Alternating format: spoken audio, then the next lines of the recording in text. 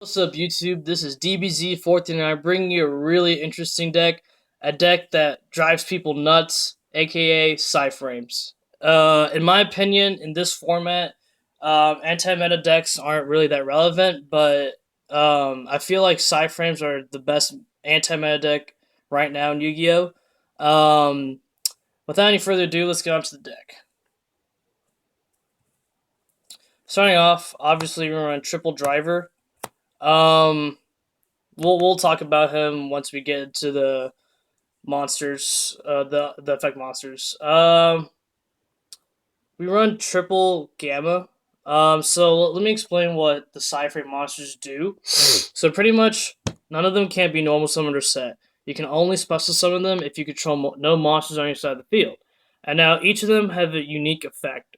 Um, in terms of negating a certain card. For example, Gamma, he negates monster effects, and so the effect triggers in hand, and when that happens, immediately you summon a Psy-Frame driver either from your deck, graveyard, or from your hand. And you special summon it, and you special summon this card simultaneously, so it's not two separate summons. Not only that, the effects that negate whatever card, for example, if this card negates, let's say, Farm Girl or something, it does not target, and it instantly destroys that card and sends it to the graveyard. And once you special summon these two cards, you can special summon any position, obviously, and those two target stat. However, there's a side effect to it, to where at the end of the turn, if this and the driver is still on the field, you have to banish it. So, so this one is, and all the Psy-Frame gear cards, they are tuner monsters. Okay, so this one's the monster effect negation one, and this one is a really interesting one. It negates when an opponent attacks you directly while you control no monsters, you can destroy that monster, and it does not target. And you special summon a driver, and it's a level one. Also, it stops the battle phase when your opponent attacks you directly, so that's really helpful. So, like a lot of decks that OTK or whatnot, this card is your key to victory, especially in pendulums now. They establish board really quickly and trying to get over you. No, you can just summon this card from your hand and just stop the battle phase and go into level 7, which we'll get on into later in the deck profile video. Next, we run Alpha. He's not an effect negator really. Pretty much when a monster's summoned, any form of summon, normal summon, special summon, you can special summon this card and driver, and he's a searcher. He can search any Psy-Frame card in your deck, so that's really helpful. And I'll explain why. Because in certain situations, you need your field spell card to be on the field, and this card is a great way to search your field spell. Or you can search the trap card, which is really busted, which we'll get into in a little bit, or any monsters that you really need that help you in a certain situation. For example, if you're playing against pendulums and they'll have scales, you may want to get the spell negation one, which I'll get into next. Or if your opponent has a lot of monsters or monster negation, whatever, you have accessibility to anything. So Alpha's really good. Next, you run Triple Delta. He's just like Gamma, but except it negates spells, including Pendulum Scales. So he's probably one of the strongest ones from any of the Psy-Frame gears. And he's level 2, 1200 attack, which is helpful because I'll get into the field spell in a little bit, and I'll explain why the attack points are really helpful. Next, for the non-Psy-Frame monsters, we run Triple Card D. The reason why this card is really good is because you contribute and draw 2 cards.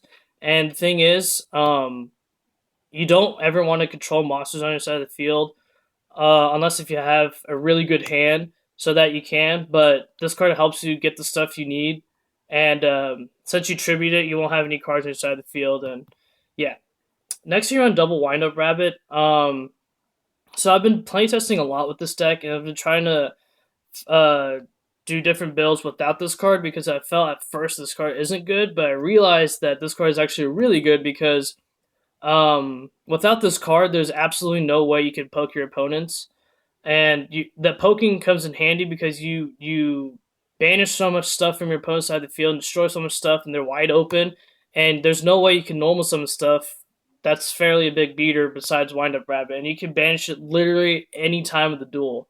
So he can dodge a lot of things like Mirror Force and whatnot. And then last of the monsters, you run double Max C. Um, in this format, especially a lot of people special summon, and it's really crucial that you get your draws and get the Psy-Frame monsters in your hand so that you can make plays based on what your opponents do. So that's it for the monsters. Onto the spells. We run triple Psy-Frame Circuit. Now this is probably the heart and soul of the deck. What this card does is when a Psy-Frame monster is special summoned to your side of the field, immediately you can synchro summon with the Psy-Frame monster and the non-Psy-Frame monster. So driver and another Psy-Frame gear to get out any synchro monster. It doesn't have to be specifically a Psy-Frame monster. It could be any synchro monster. Next, if your Psy-Frame monster attacks an opponent's monster, it's pretty much an honest. You can drop any Psy-Frame gear card from your hand, and that monster will gain the attack points. So like Delta has like 1200, so like this card can get to like 4000 attack, or you can even send the Psy-Frame driver from your hand, and that has 2500 attack, so that's really good. Next, you run triple Field Zone. Really broken card. What this card does is if you have a non-tuner and a tuner banished psychic monster in your graveyard, you can return to the graveyard and special summon a psychic synchro monster in defense mode. So you banish so much in this deck, even from your side of the field, that this card helps you summon a big synchro monster and fills up your grave, which is needed to summon drivers and whatnot. Next, you run triple duality. You never ever special summon during your turn, so this card helps you access a lot of the stuff that you need in your deck, especially the field zone. You really need that field spell card, or else you can't really function. Next, you run double MST. There's a lot of traps, a lot of pendulum scales. You got to blow them up, and Vanity's Emptiness or whatnot. You have to destroy it. Next, and then finally for the spells, you have to run Regeki because Regeki's Regeki. Next for the traps is a very small lineup. Oh, actually, there's one last spell. This is Psychic Path, not a Torrential Tribute. Psychic Path is really good because it helps recycle the stuff, and you really need your recycling ability so that you can make more plays. So yeah, onto the traps. There's only 5. I run double overload or triple overload. Sorry. This is probably the best archetype trap card in the game. Pretty much, you can banish a Psy-Frame monster from your side of the field or your hand to banish any card on your opponent's side of the field face down. Now, people will be like, why is it so important to banish something face down? It's because there is no way that the game knows that what that face down card is. So that you can't. So if they can return banish cards somehow, they cannot. So that card's literally out of the game. They cannot access it. And if this card's sent to the graveyard, or is in the graveyard, sorry, you can banish it to search any Psy-Frame card, which is really helpful. And I'll explain the loop once I get to the Synchro deck. And then last for the traps, I run double Lose One Turn.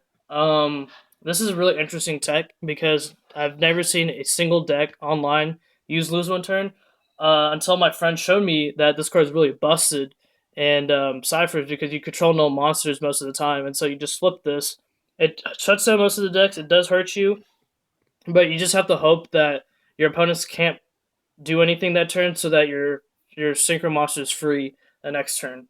So yeah, that's it for the main deck, and now quickly to the side deck, which took me forever, by the way, to make, but I finally made it. Flying Sea for all the Rogue XZ decks, and then double Epsilon.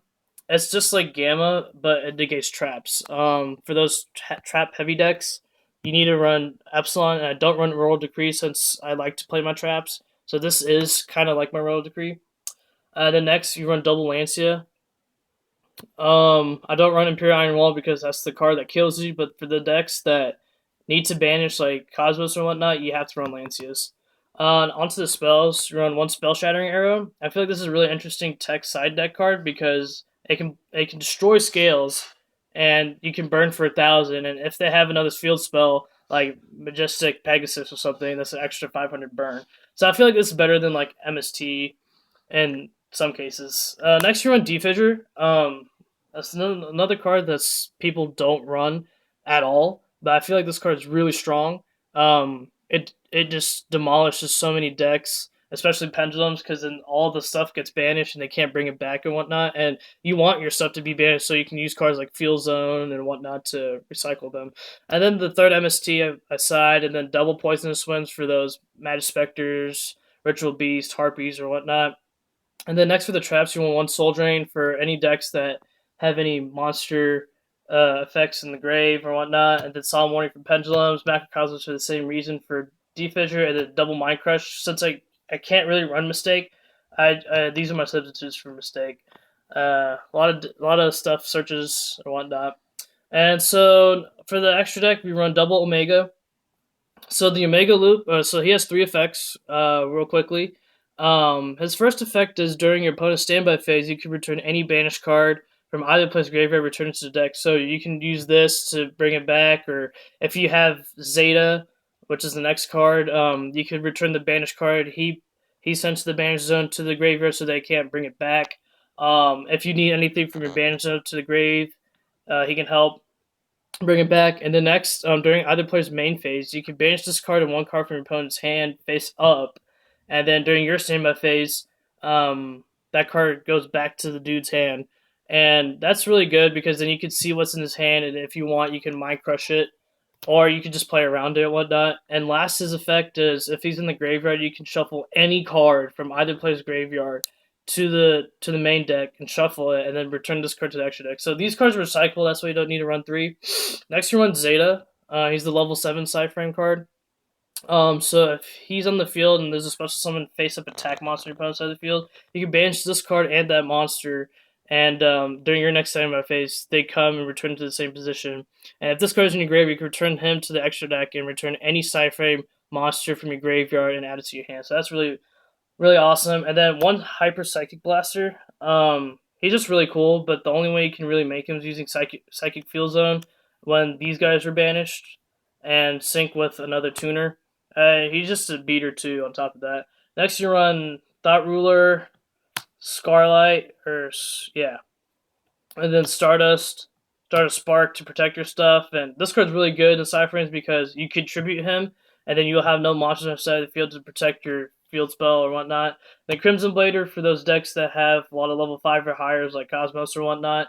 And then next you run Black Rose. Obviously, it's really good in this deck because if you're in a tight situation, you can just summon him, destroy the whole field, and then clear board, and it's really helpful. One Moonlight, one Michael, one Ancient Sacred Wyvern to go for a game, and one Yazi. Probably one of the MVPs in my deck because it just shuts down so many decks like BAs and Magic Specters and whatnot, and he comes in clutch with that 2600 beat stick. Anyways, thank you for watching YouTube. If you have any comments or suggestions, please post them below the video and like and share. Watch my other videos, and I plan to take this deck to regionals next weekend at Tulsa, Oklahoma. I feel like this is going to be like one of those dark horses deck, and I feel like I can do really well. I've been playtesting a lot on Yu-Gi-Oh! Pro, and I've been doing really well. I've been beating all the meta decks or whatnot. So once again, thank you for watching, and have a nice day.